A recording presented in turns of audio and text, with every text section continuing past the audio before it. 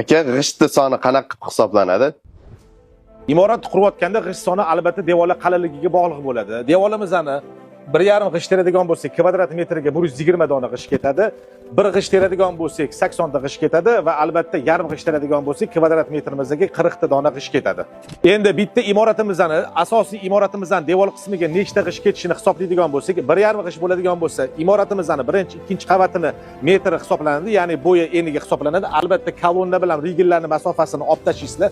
O'shanda to'liq imoratimizning kvadrati kelib chiqadi va albatta oyna eshuv romlarni ham kvadratini olib tashlaysizlar. O'shanda to'liq imoratdan kolonna, rigil va oyna eshuvlarni kvadratini olib tashlaganingizdan keyin o'shani devorlar qalinligini qancha qilmoqchisizlar? Men har doim imoratni devorligini 1,5 g'isht qilaman. O'shanda kvadratini 120 ga ko'paytirganimda boringki 50 mingta yoki 60 mingta g'isht ketadigan bo'ladi mana shunaqa imoratga.